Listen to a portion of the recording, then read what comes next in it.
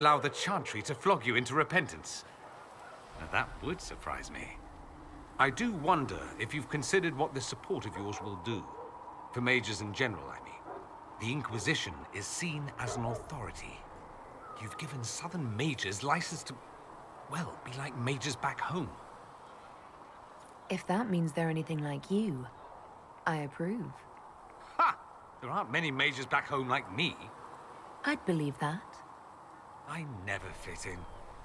Bloodstains are so difficult to clean, you see. So we're doomed to a future of blood magic, then? Not at first. But you'd be a fool not to see where this could lead. Thing is, the Imperium was once just like the South. Templars, proper circles, all that rot. Then it changed. By inches. Not that this is reason to oppress us. Still, my homeland should be a cautionary tale, not a source of inspiration. Have you gone to see Alexius yet? He's in the cells. Not yet, no. I saw him before they locked him up. He looked despondent, broken. Not the man I remember, nor the one I want to. I suppose the Inquisition will judge him eventually. I wonder if there's any chance they'll show him mercy. He hardly deserves it, but for Felix's sake. I can't help hoping there's something left of the man I once knew. So I take it you're Dalish? Is that the correct word here? Yes, that's right. We don't have Dalish clans coming northward, for obvious reasons. So I've never met one of your people before, although I've heard about them. Little. I hope this won't be an issue between us. I am here to help you deal with the Venatori, after all. And I appreciate your help, Dorian. Excellent. Mutual appreciation is a grand way to begin.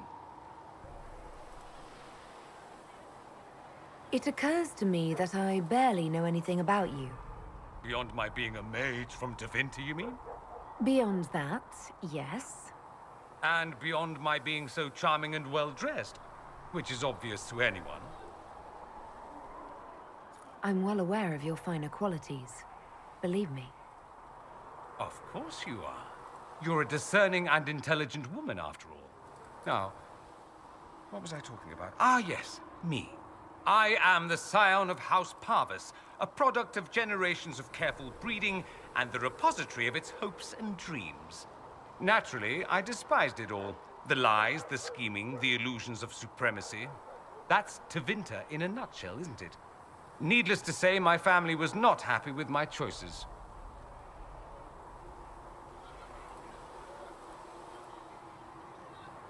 What did you mean by generations of careful breeding? The great families of Tevinter don't have children.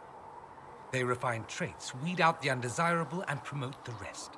My mother was chosen for my father because magic runs strongly in her blood.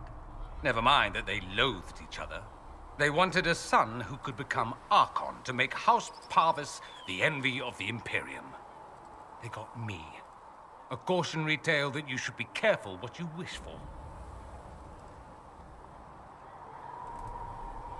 Why would your family be upset with your choices? Because I rejected their idyllic plan. If they had their way, by now I'd be married to some unlucky girl from a powerful family.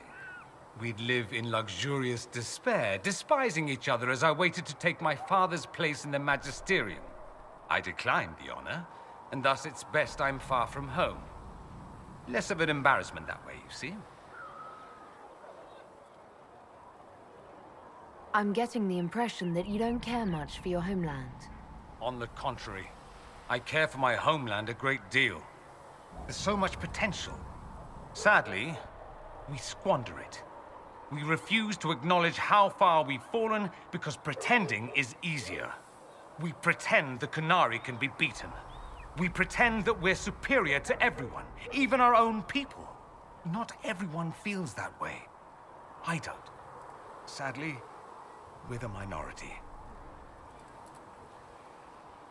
It just seems... So much of what you say about the Imperium is entirely negative. It might sound that way. For all our faults, my people have many virtues. We are laden with history and culture.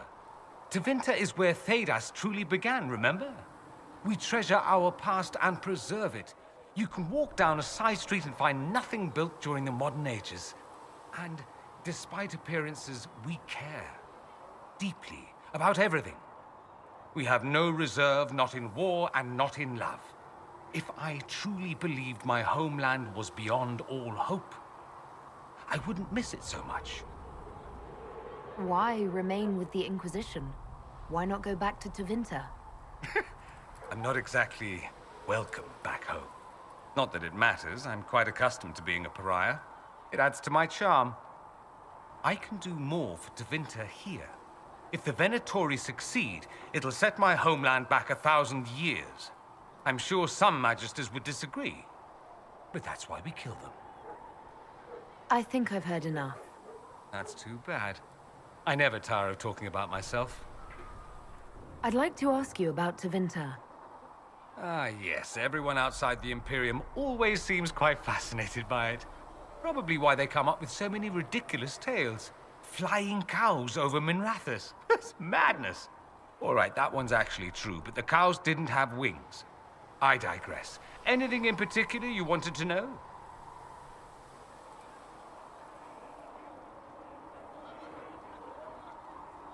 It seems strange that an entire empire would be ruled by mages. Strange? Why are you less qualified to rule than some tart with a fancy crown? Actually, the fiction in the Imperium is that mages don't rule. The Magisterium rules. That Magisters are all mages is considered a convenient technicality.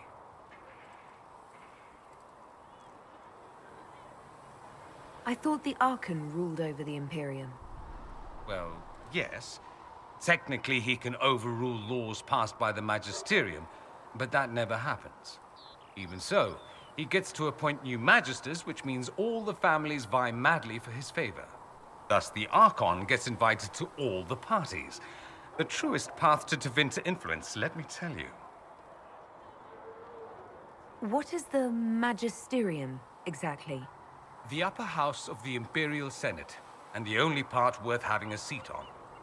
Those seats are split among the circles of Magi, the Chantry, and the major families. All majors now. It's odd that outside the Imperium, you use Magister like it applies to every Tevinter mage. If you're not a Magister, then what are you called? No special title? I'm an Altus, which is almost as good as a Magister, depending on who you ask. I've never heard of an Altus. Upper class. Those families who trace descent from the Dreamers, the first prophets of the old gods. If you're a mage and you're not Altus, then you're Laetan, lower class. If you're not a mage at all, you're Soperati. That's everyone else. We do love our fancy words. If it's a fiction, that means mages do rule then. Yes and no. Let me put it this way. Mages do rule, but not all mages are equal. If you're not from the right family, chances are you don't rule anything. Maybe you're even a slave. The idea that anyone could be a mage, however, keeps the masses placated. Can anyone be a mage? Technically, the potential runs mostly in bloodlines, but it's been known to happen. More importantly, commoners believe it can. Tevinter legend is chock full of mage heroes from humble origins. So they hold out hope.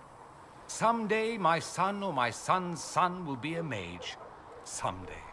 Poor sods don't realize that means he'll be a quaestor at the arse end of the 100 Pillars, at best. Being a quaestor isn't a good thing. I imagine the average non-mage likes to think so. Counting numbers and shuffling papers all day is better than many occupations after all. If you're a second-class citizen among a pack of piranha, however, your outlook changes. Let me ask you something else. Of course.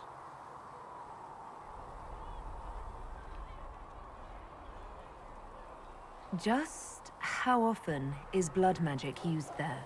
Oh, not at all. Not at all. That's what any Magister would tell you. They'd be convincingly offended by the notion, too. Of course, what people call blood magic here and what we consider blood magic are two different things. What's considered actual blood magic in Tevinter? Blood magic isn't inherently dangerous. Using your own blood or that of a willing participant, what's the harm? The problem is that what's permitted only gets you so much power. And what if you need more? You always need more. That's where we get into sacrifices and demon summoning. None of that is done. Not officially. Behind closed doors, it's a different story. Real blood magic can give you an edge, a leg up against your opponents. It's safe to assume that any mage of rank does it. The rest are quietly shut out of power, to put it bluntly. You'd think the Templars would object. I imagine they did, long ago. Once, their investigations might have been sincere. Then their balls were cut off. Too inconvenient. Nowadays, only the friendless are accused. Most of them probably innocent. There must be some mages who oppose this. Of course. I do. And I'm not entirely alone. Occasionally, there'll be a magister who makes noise, and then the reform talk begins. All very patriotic. Meanwhile, that magister will be quietly shunned. Chances are, surprise, it's learned he was a Maleficar all along.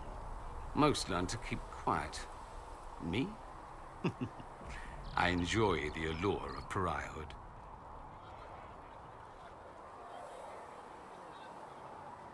Anyone who talks about the Imperium mentions slavery. It's the center of the slave trade. Ah. That is true. And did you have slaves? Not personally, but my family does and treats them well. Honestly, I never thought much about it until I came south. Back home, it's how it is.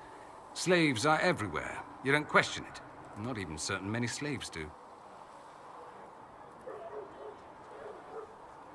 Well, we don't have slaves in the south.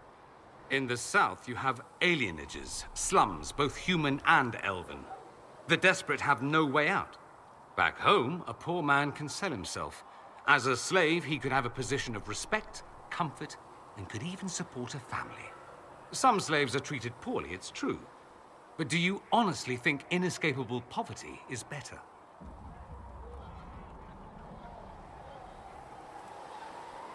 I suppose not. No. I don't know what it's like to be a slave, true. I never thought about it until I saw how different it was here. But I suspect you don't know either. Nor should you believe that every tale of Tevinter excess is the norm. There's an Imperial Chantry, isn't there? With its own divine. You people aren't supposed to talk about the Black Divine, are you? If you mention him outside the Imperium, people make that face, like you're urinating in public. But yes, we do have the Chantry, or a version of it. Night and day comparing it to yours.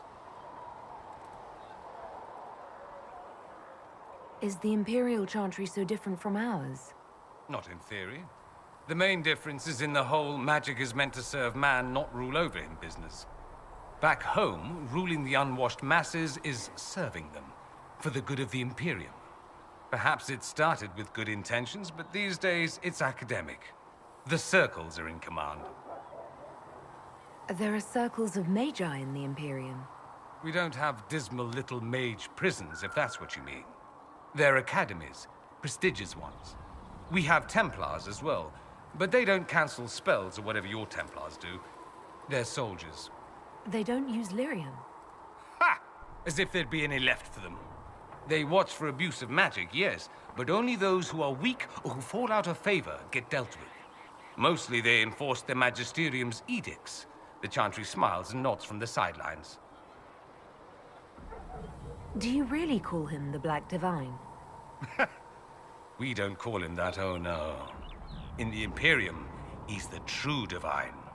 The woman sitting on the Sunburst throne is some backwater pretender. It all stems from a disagreement over Andraste. Marvelous, isn't it? Why would they disagree over Andraste? It's not my field of expertise, but the Imperium believes Andraste was a mortal woman, a mage. Down south, they say No, she's the bride of the Maker, ascended to his side, divine provenance, a blah blah blah. We feel better believing Andraste was one of us.